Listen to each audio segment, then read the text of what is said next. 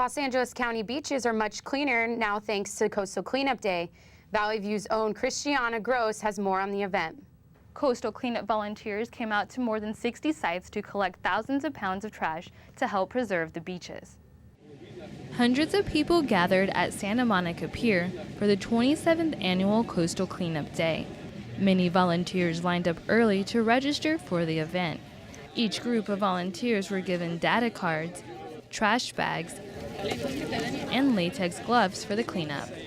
But before they started wandering the beach to pick up trash, they met with a Hilda Bay staff member to learn more about beach pollution. Wyatt Miller says that even though the beach may look clean on the surface, there's no trash too small to pick up.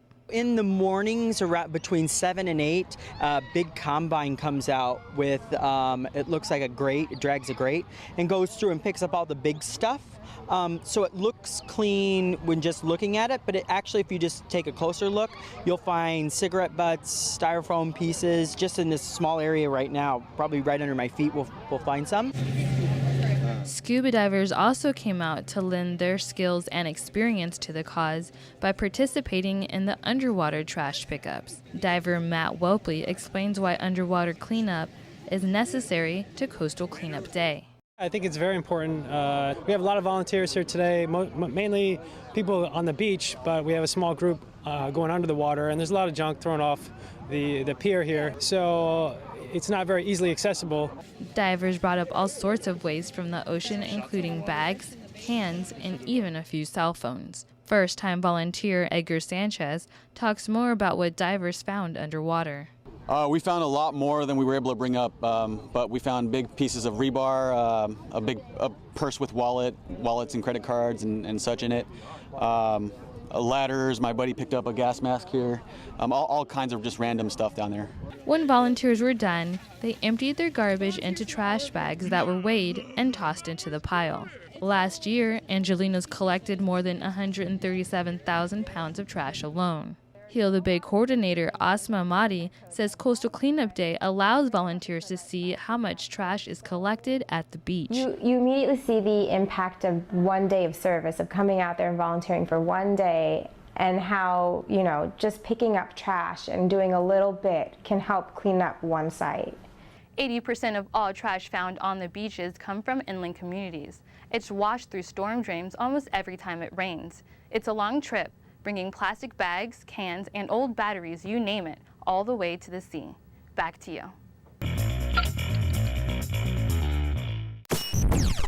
Here's Jack Bryant with the top sports stories. Jack, how about that Mayweather fight?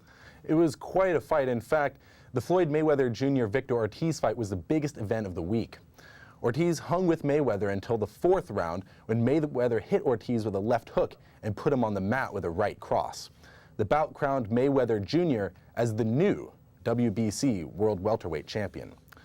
In Week 2 of NFL action, the Patriots beat the Chargers 35-21 in Foxborough. New England's Tom Brady threw for 423 yards and 3 touchdowns. San Diego's Vincent Jackson had 10 receptions for 172 yards and 2 touchdowns. The Dallas Cowboys took down the San Francisco 49ers 27-24 in an overtime thriller. Quarterback Tony Romo suffered 2 broken ribs in the 3rd quarter, but returned in the 4th to lead the comeback. Dallas receiver Miles Austin had 9 receptions for 143 yards and 3 touchdowns. The Pittsburgh Steelers shut out the Seattle Seahawks 24-0. Pittsburgh's Ben Roethlisberger had a very efficient passing day. He had 22 completions of 30 attempts for 298 yards and 2 touchdowns. The Tampa Bay Buccaneers beat the Minnesota Vikings 24-20 despite a typical rushing day for Vikings back Adrian Peterson. He ran for 120 yards and 2 touchdowns. The Tennessee Titans were able to find holes in a very tough Ravens defense, and they beat Baltimore 26-13. Cam Newton of the Carolina Panthers had another stellar day under center and threw for 432 yards against the defending Super Bowl champion Packers. But Newton threw 3 interceptions, and the Panthers defense couldn't hold the Packers' high-powered offense. Packers beat the Panthers 30-23. The New York Jets played stand-up defense and beat the Jacksonville Jaguars 32-3. Jets quarterback Mark Sanchez threw for 182 yards with 2 touchdowns and 2 picks. Cleveland picked on the Indianapolis Colts without star quarterback Peyton Manning, and a different Peyton ran all over the Colts. Browns running back Peyton Hillis ran for 92 yards and 2 touchdowns on the way to a 27-19 Cleveland victory. Rookie quarterback Andy Dalton threw for 332 yards and 2 touchdowns against the Denver Broncos in the Mile High City, but it wasn't enough to keep the Broncos from getting their new coach John Fox a 24-22 victory, Fox's first in Denver. In Buffalo, the Bills and the Raiders had a passing clinic. Jason Campbell threw for 323 yards and 2 touchdowns, but Buffalo's Ryan Fitzpatrick came through with 264 yards through the air and 3 touchdowns to win the game in the final seconds. The Detroit Lions blew out the Kansas City Chiefs with a 48-3 victory. Chiefs star running back Jamal Charles went down with a knee injury that reportedly could keep him out for the rest of the season. Justin Rose has picked up his 3rd career PGA win with a 2-stroke victory at the BMW Championship. He saw his 5-stroke lead shrink to just 1 going into the 17th hole. That's when he used a chip-in birdie to give him the lead necessary to close out the tournament. But the most impressive win this weekend happened on the women's tour. 16-year-old Lexi Thompson became the youngest person to win an LPGA tournament.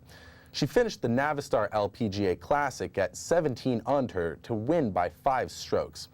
In addition to landing her in the record books, the win earned the teen $195,000. The Dodgers pushed their record back to 500 with a 15-1 win over the Pittsburgh Pirates. Matt Kemp hit his 34th home run of the season and drove in 2 runs for the boys in blue. Chad Billingsley picked up his 11th win with a solid 5-inning, 1-run outing. The 15 runs tied their best offensive output of the year. The team begins their final homestand of the season this week. And that's what's happening in sports. Back to you, Christiana. Italian authorities say wiretaps have caught Italian Premier Silvio Berlusconi bragging about his exploits with women in graphic detail. Investigators tapped 100,000 telephone conversations over several years. They suspected a drug dealer was recruiting prostitutes for the premier and then tried to blackmail him.